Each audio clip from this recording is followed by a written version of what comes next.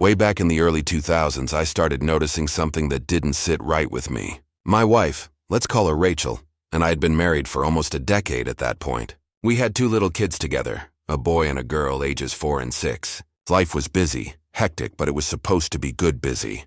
We had the kind of family you imagine when you're young and dreaming of stability. A nice home, healthy kids, and a marriage that from the outside probably looked fine. But on the inside, something felt off. It started with the kids. They were both at that age where they couldn't keep a secret even if they tried. They'd come running up after a day with big smiles, spilling everything they'd seen, done, or overheard. And suddenly, they were talking a lot about being at their grandparents' house. At first, it didn't really register. Rachel's parents were about 90 minutes away, and the kids loved spending time there. Nothing strange about a visit once in a while, but then it started happening 2, sometimes 3 times a week. That's a 3-hour round trip, multiple times a week, just to drop the kids off while Rachel supposedly went to work her little part-time job. I asked her about it one evening after dinner, casually, like I was just curious. She brushed it off, saying her parents had been asking to see the kids more often. She said it like it was nothing, but the way her eyes darted and the way she answered a little too quickly, it didn't sit right. Rachel was never a good liar. That night I sat in the living room staring at the TV but not watching, and my mind kept circling. If she really was taking the kids out there that often, why? Her parents had never been that invested, and why wouldn't she just be honest about it? So I decided to do something simple, track the mileage on her car. Every time she left, I wrote down the numbers. Within a couple weeks it was obvious. She was putting an extra 400 miles on that car every week. There was nothing about it. Something was going on. I wanted to believe there was a good explanation, but deep down I already knew. And then came the sticky note. One afternoon, Rachel had been using the computer. When she got up, she left behind a little yellow post-it stuck to the monitor, written clear as day, her AOL password. It was like temptation sitting there glowing in neon. I knew it was wrong. I knew I'd hate myself if I found nothing, but I couldn't resist. I typed it in. Her inbox was like a car crash. You don't want to look, but once you see, you can't unsee. And right there were several email chains between her and her old college best friend.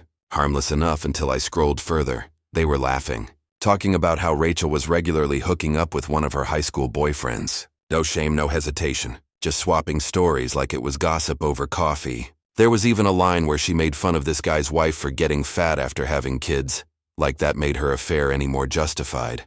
My hands were shaking as I read.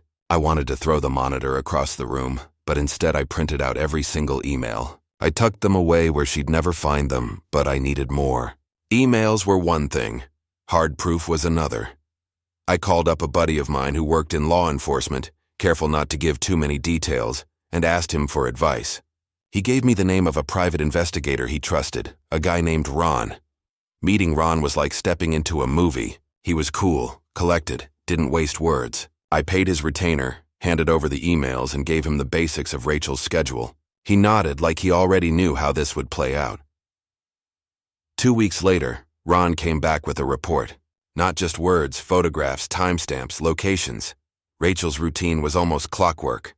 She'd pack up the kids, drive them to her parents', then meet her high school ex, let's call him Mark, for lunch. After that, they'd head to a dumpy motel off the highway, spend a few hours, and then she'd collect the kids and come home to me like nothing had happened. I can't describe the way it feels to see your wife in photos with another man, knowing exactly what they're doing behind those doors. It's like a part of your chest caves in. But at the same time, there's clarity. There's no more guessing, no more doubt. The truth was ugly, but it was real. That night, I sat in the quiet of my house listening to the hum of the refrigerator and the ticking of the clock, and I made a promise to myself. My parents had cheated on each other when I was a kid, and it tore our family to shreds. I knew the damage it caused, the years of anger and resentment. I swore I would not let my kids go through that. I was done. The next morning, I called a divorce lawyer. I handed over the PI's report, explained the situation, and we started drawing up papers. But I wasn't finished yet. Not even close. I wanted to know everything about Mark, the man who thought he could crawl back into my wife's life and blow up mine. So I asked Ron to dig deeper, and once again he delivered. Mark was married. He had 3 kids. He worked as a vice president of sales for his father-in-law's company. Everything he had, his job, his house, his stability, was tied directly to his wife's family. That's when the plan really started forming in my head. When the divorce papers were ready, I had Rachel served at her workplace. I'll never forget the look on her face when the server walked into her office. But at that very same time, Ron was across town, sitting down with Mark's wife. He showed her everything, every photo, every detail. I wasn't doing it to be cruel. I genuinely believed she deserved to know the truth about the man she was married to. What she did with it from there was her choice. Turns out, she didn't waste time.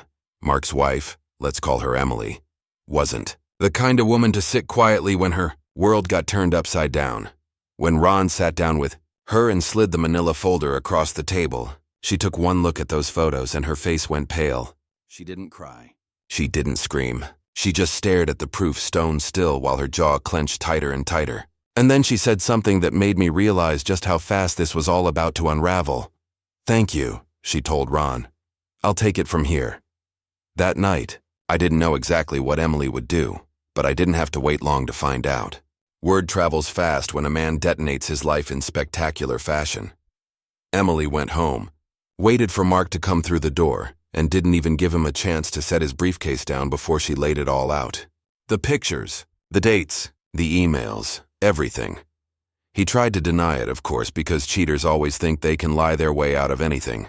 But Emily wasn't buying it. She told him she wanted a divorce and that she wasn't going to waste another second on a man who couldn't keep his vows. And then, she hit him where it hurt most. Money. The very next morning, she went straight to the bank and emptied their joint accounts. Every last cent. When Mark tried to get to the money later that day, he found out his wife had already moved it into her own account and locked him out. Strike one. Then came strike two. Emily packed up the kids and took them straight to her parents' house. Remember how I said Mark worked for his father-in-law's company? Yeah, that little fact became very important very quickly. When Emily's father got the full story, that his son-in-law had been cheating on his daughter with another man's wife, he went nuclear. Mark had been sitting pretty in a cushy VP position at the company, a job he never earned but was gifted because of who he married. That was gone in an instant. Fired on the spot. Strike three. And as if that wasn't enough, Emily's parents also owned the house Mark and Emily lived in. The mortgage? In her parents' names. The deed? In her parents' names. Mark had no legal claim to the roof over his head. Within a week, he was packing his bags and moving out of the very house he thought was his kingdom. By this point, I was hearing little bits and pieces of the fallout. And I can't lie, it was the most satisfying thing I'd ever witnessed from a distance. It was like watching karma do push-ups and sprint straight into Mark's smug face. But things didn't stop there. Emily filed for divorce immediately, and let's just say she didn't pull any punches. According to the court records, which, yes, I absolutely looked up when everything became public, she went after him hard. Child support, custody, the works. And since she'd already secured the kids with her, had the financial backing of her family, and the proof of his infidelity, Mark didn't stand a chance. The divorce was ugly. The kind of ugly that makes court clerks roll their eyes because they know it's going to drag on for months. There was one incident in particular that spread like wildfire through town. Apparently, Mark showed up at the house to talk with Emily, which was really just him trying to weasel his way back in. Things escalated fast and Emily's brother stepped in. Words turned to shouting, shouting turned to shoving, and Mark ended up with a broken nose for his trouble. Police got called, reports were filed, and a restraining order quickly followed. From there, it was a downward spiral. More fights, more court dates. Mark was arrested at least once for violating the restraining order, spending a night in jail to think about his life choices. But judging by the repeated incidents, I don't think he learned much. Meanwhile, Emily wasn't just surviving, she was thriving. She went to work at her dad's company after Mark got canned, and when her father eventually retired, she took over. From what I last heard, she was running the show like a boss and making sure her kids grew up with the kind of stability Mark could never provide. And Mark? He vanished. For a while, I kept tabs just out of curiosity. I'd Google his name every so often, see if any new mugshots or records popped up. But eventually, he disappeared completely. No social media, no local presence, no whispers through mutual acquaintances. Last I heard, he'd left the state altogether. To be honest, I didn't care enough to dig further. The important part was that he'd been stripped of everything he'd tried to build on lies. His marriage, his family, his job, his home, gone. And as for me, my divorce went through without much drama. My lawyer had told me from the start that Rachel's infidelity wouldn't really matter legally in our state. But that didn't matter to me. I wasn't in it to destroy her, I just wanted out. I wanted my kids safe, and I wanted to be done. Rachel and I managed to keep things civil for the kids' sake. We worked out custody, shared holidays, and didn't let our bitterness spill over onto them. Over time, that civility turned into a kind of distant neutrality. I didn't engage with her on anything beyond the kids. And once they grew up and became adults, that contact shrank down to almost nothing. Do I hate her? No, I don't waste energy on that. She's my kids' mother and she'll always matter to them. But to me, she's just someone I used to know. Looking back, people sometimes ask me if I regret how I handled things. If maybe it was petty to make sure Emily knew the truth about Mark. If maybe I should have just walked away quietly. But here's the thing. I didn't ruin Mark's life. He did that all by himself. I just made sure the right people saw the truth. And when I think about all those nights Rachel was sneaking off to that dingy motel while I was home putting our kids to bed, when I think about how easily Mark was willing to gamble his whole family for a few hours of fun, it reminds me why I did what I did. Some people think they can build happiness on top of lies. That if they hide their dirt deep enough, it won't ever surface. But the truth has a way of clawing its way out. And when it does, it takes everything with it. So no, I don't regret it.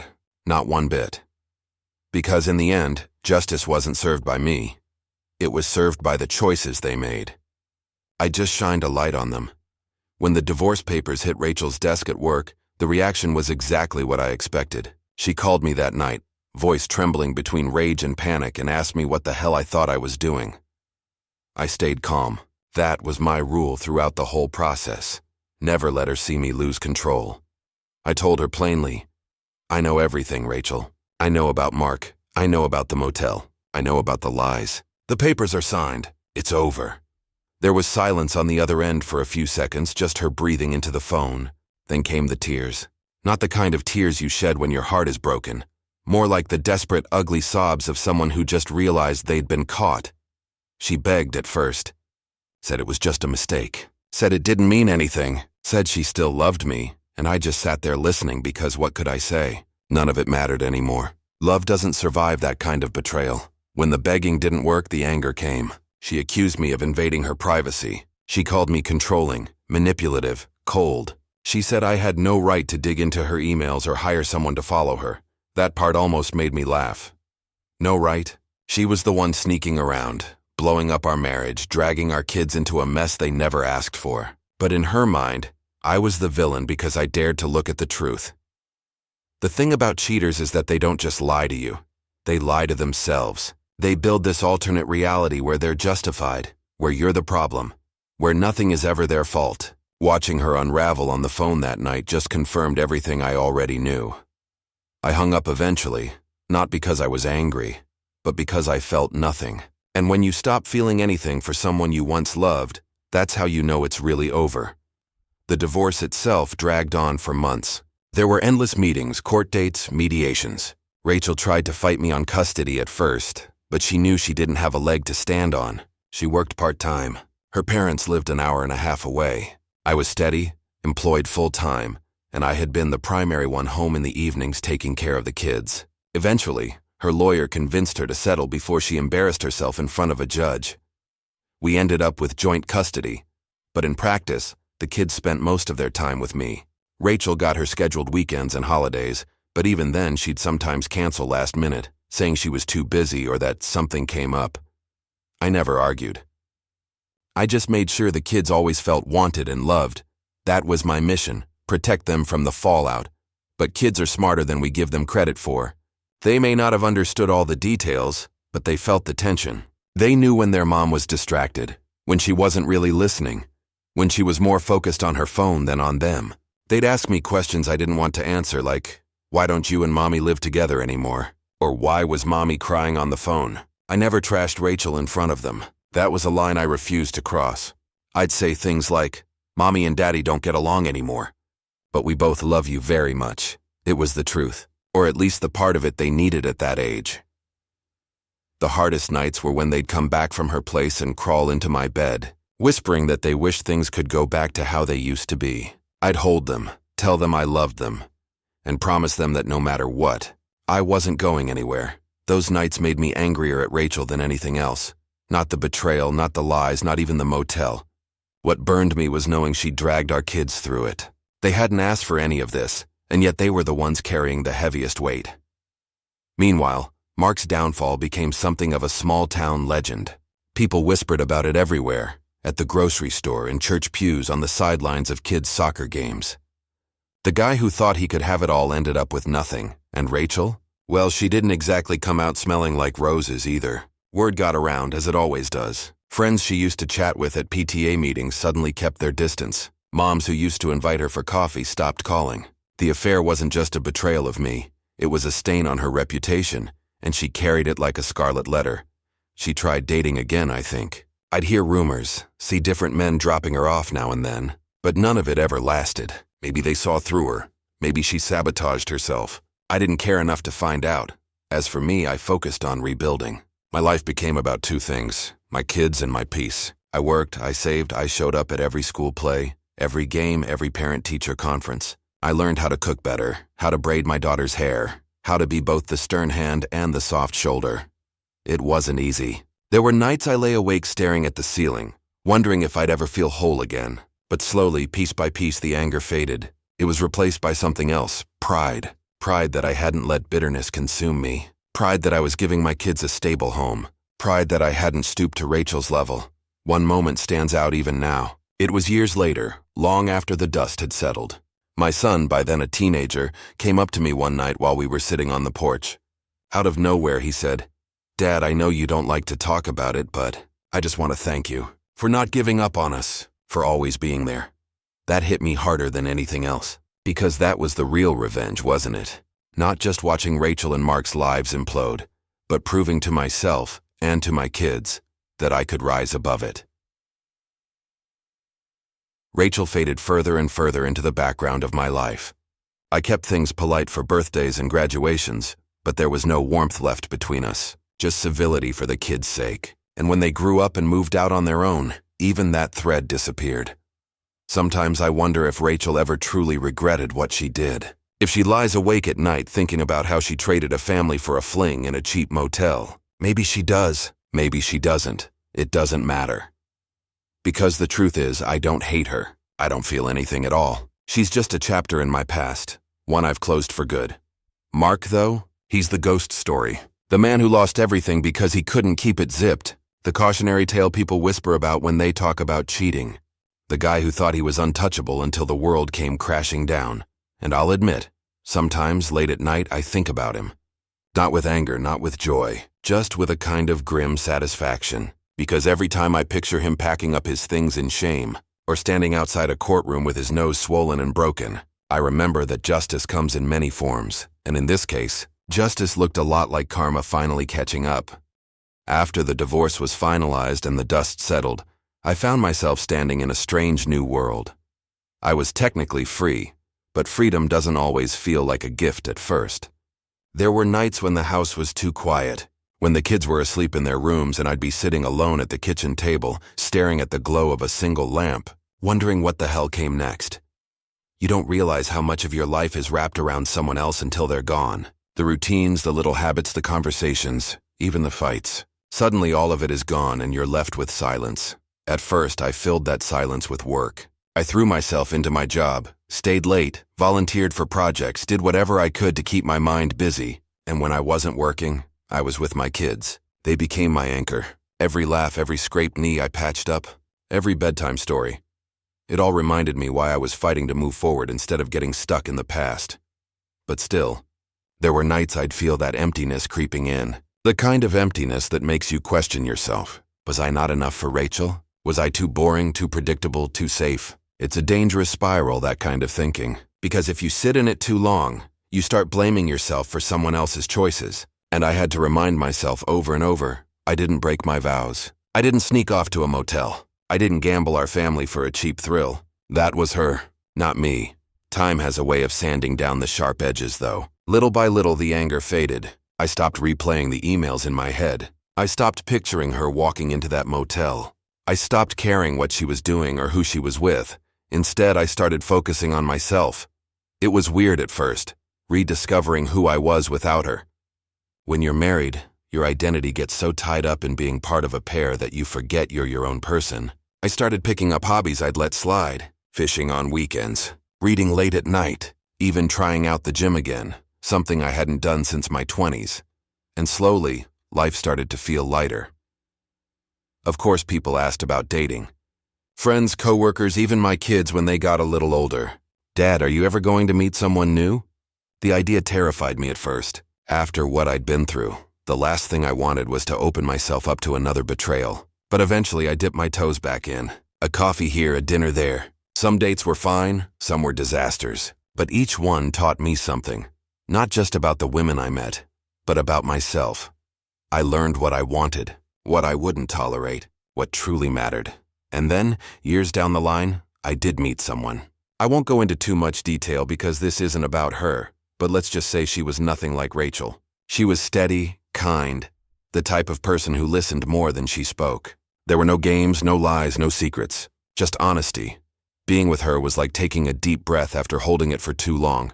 But even then, I kept my guard up at first. Trauma has a way of whispering in your ear, telling you not to trust, not to relax. It took me a long time to silence that voice, but she was patient with me, patient with my kids, patient with the scars I carried. And over time I realized something. I wasn't broken. I was just healing.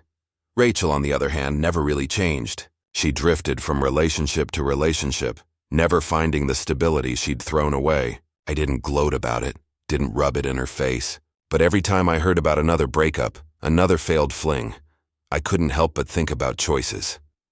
Choices have consequences. She made hers, and Mark, the last I heard, he was out of state, working some dead-end job bouncing between apartments. A man who once strutted around like he was untouchable, now reduced to a ghost of himself. Sometimes I wonder if he ever lies awake at night, thinking about the life he lost. His wife, his kids, his job, his home, all gone because he couldn't keep it zipped. That's the thing about revenge. People think it's about grand gestures, about burning everything to the ground in one big dramatic act. But the sweetest revenge isn't loud. It's quiet. It's patient. It's letting people destroy themselves with the weight of their own actions. I didn't have to scream or fight or scheme. All I did was shine a light on the truth. And once the truth was out, everything collapsed on its own. The best part? I got to walk away clean. There's a saying I heard once. Living well is the best revenge. At the time, I didn't buy it. Living well didn't feel like enough. But now looking back, I see the wisdom in it. Because every time I watch my kids laugh, every time I sit on the porch with a cup of coffee and peace in my chest, every time I build a memory with someone who actually deserves me, I know I won. Rachel lost me. Mark lost everything, and I kept my dignity, my kids, and eventually my happiness. It didn't happen overnight. It took years, but that's the beauty of it. Revenge that lasts isn't quick. It's not some fiery explosion. It's the slow, steady realization that you've moved on while the people who wronged you are still stuck in the wreckage of their own choices. And that's what really separates me from them. Because at the end of the day, I didn't let their betrayal define me. I didn't let it poison me. I didn't become bitter or vengeful or small. I became stronger. So if there's anyone listening to this who's going through something similar, if you're lying awake at night, staring at the ceiling, wondering how you'll ever get through the betrayal, remember this. You don't need to plot and scheme. You don't need to burn yourself out chasing revenge. All you need to do is step aside and let karma do its work. Because it will. It always does. And when it does, you'll realize something important. The best revenge isn't destroying them. It's not even watching them destroy themselves. The best revenge is building a life so good that you don't even care anymore. People always ask me what the worst part of the whole ordeal was. Was it reading the emails? Seeing the photos? Watching the marriage collapse in real time? Honestly, it wasn't any of those. The worst part was the limbo. Those weeks and months when I knew something was wrong but I didn't have the proof yet. When I'd lie awake next to Rachel in bed listening to her breathe, wondering if she was dreaming about him. When I'd sit at the dinner table and watch her laugh at something the kid said, and I'd feel this sour knot in my stomach because I didn't know if she'd spent her afternoon in that motel. Living in limbo corrodes you. It eats away at trust, at joy, at peace. That was the real hell. But once I had the truth, once the emails were in my hands and Ron's photos were in my lap, it was almost a relief. Because there's nothing worse than doubt. And when the doubt is gone, you can finally act. I acted. And in the end, it was the best decision I ever made. Rachel didn't see it that way, of course. Even years later, when the raw anger had faded and we could speak civilly about the kids, she'd slip little comments in. Snide remarks about how divorce ruined everything, as if it was the divorce that broke us, not the affair that caused it. One time, during a handoff when the kids were still young, she said to me, "You know, if you hadn't overreacted, we could have worked through this." I looked her dead in the eye and said, "Rachel, you burned the bridge. I just made sure I wasn't standing on it when it collapsed." She didn't bring it up again after that, but I knew deep down she didn't really understand what she'd done. People like her rarely do. They rewrite the story in their heads until they're the victim, until they can sleep at night. That's her burden to carry, not mine. Meanwhile, I carried something else. Perspective. Going through that mess opened my eyes in ways I didn't expect. I learned just how fragile trust is. I learned how easily love can be shattered when one person stops protecting it. But I also learned something else, resilience. When you're betrayed, you have a choice. You can let it turn you bitter, let it harden you into someone who can't love again, or you can let it shape you into someone stronger, wiser, more intentional. I chose the second path. It wasn't easy. There were setbacks. There were nights I thought I'd never trust anyone again. But every time I looked at my kids, every time I saw the way they looked to me for stability, I realized I didn't have the luxury of falling apart. I had to be their anchor. And strangely enough, being their anchor helped anchor me. I'll never forget one particular moment with my daughter. She was maybe 9 or 10 at the time, sitting on the living room floor coloring. Out of nowhere, she looked up at me and asked, "Dad, are you happy?" The question caught me off guard. I wasn't expecting it, but I thought about it for a second and told her the truth. "I wasn't for a while," I said, "but I am now. Because I've got you." Her face lit up like I'd just handed her the moon, and in that moment, I realized happiness doesn't come from big grand things. It comes from the little moments of connection, from the people who stay, not the ones who leave. And that realization shifted everything. I stopped seeing myself as a victim of Rachel's choices. I stopped seeing myself as the guy whose wife cheated. I started seeing myself as a survivor, as a father, as someone who deserved better and was willing to build it. Mark's downfall continued to echo in the background. Sometimes I'd hear about another piece of his collapse through the grapevine. A buddy would mention seeing him at a bar looking rough. Someone else would say they heard he'd gotten arrested again. Each story painted the same picture, a man circling the drain.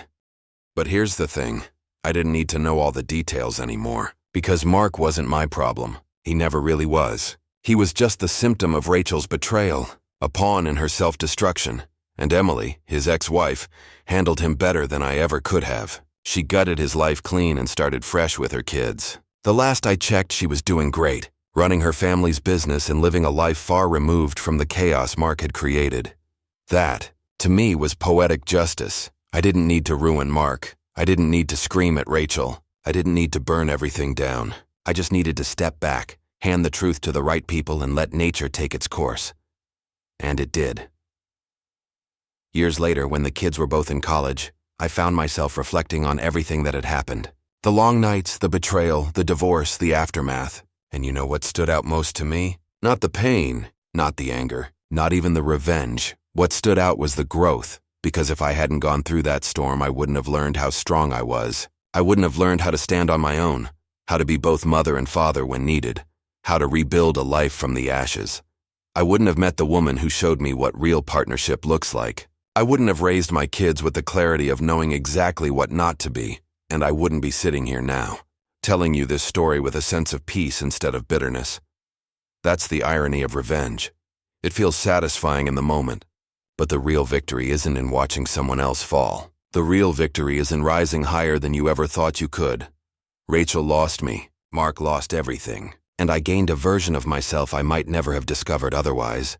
Do I wish it hadn't happened? Of course. No one dreams of being betrayed by the person they vowed to spend their life with. But would I trade what I've learned for the comfort of ignorance? No. Because the truth, no matter how painful, is always better than a lie. And if there's one final lesson I've taken from all of this, It's this.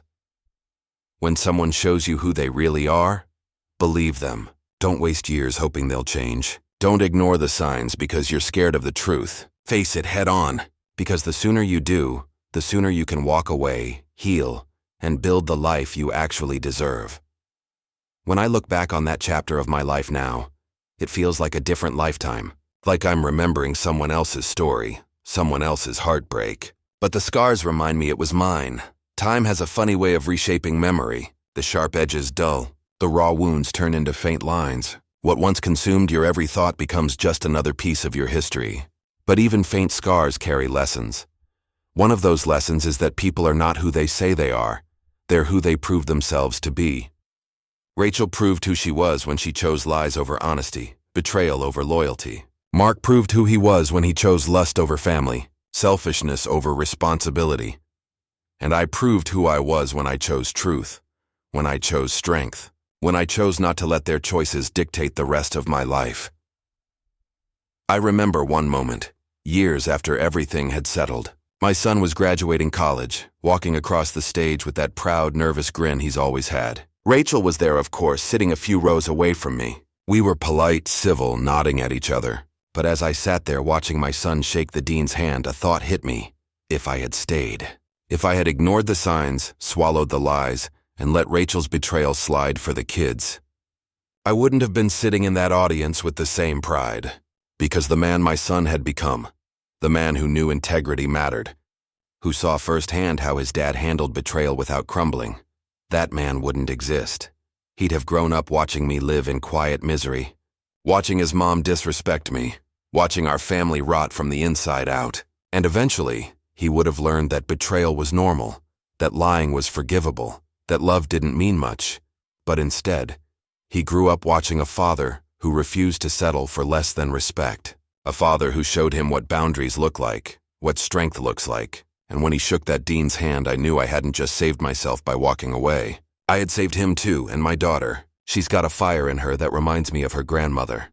When she was in high school, she once told me, "Dad, if a guy ever cheats on me, I'll torch the relationship so fast he won't even have time to apologize." She laughed when she said it, but I knew the conviction came from what she'd seen. She'd seen me walk away from betrayal without hesitation. She'd seen me rebuild, thrive, and never look back. And because of that, she'll never accept anything less than loyalty in her own life. That's the legacy I wanted to leave. Not bitterness, not revenge for revenge's sake, but strength. A blueprint for my kids to follow when life inevitably tries to knock them down. As for Rachel, we're ghosts to each other now. The kids are grown, and with no reason to interact, we simply don't. Every once in a while, I'll hear something through the grapevine. She's remarried now, apparently. From what I've heard, the guy seems decent. I don't begrudge her that. Everyone deserves a shot at happiness, even people who screwed up in the past. But I'll never forget the day she told me, years after the divorce, "You ruined us." I think about that sometimes. Not with anger, but with clarity, because the truth is she ruined us. I just refuse to live in the ruins, and Mark, he's nothing more than a shadow. No social media, no career, no presence in town. Last I heard, he skipped states. Started over somewhere else, but still carries the wreckage of his old life with him. He lost his wife, his kids, his job, his home, everything, and he did it to himself. That's the thing about cheaters. They think they're clever, that they're getting away with something. But the truth has a way of surfacing, and when it does, it drowns them. I didn't have to ruin Mark. I didn't have to scream or threaten or plot elaborate schemes. I just had to hand the truth to the right people, and the truth did all the work for me. People sometimes ask me if I regret not doing more. If I regret not destroying Rachel publicly, not humiliating Mark further. The answer is no, because I've learned the sweetest revenge isn't destruction, it's indifference. The moment I stopped caring what happened to them was the moment I truly won. Because while they were spiraling, I was living. I was rebuilding.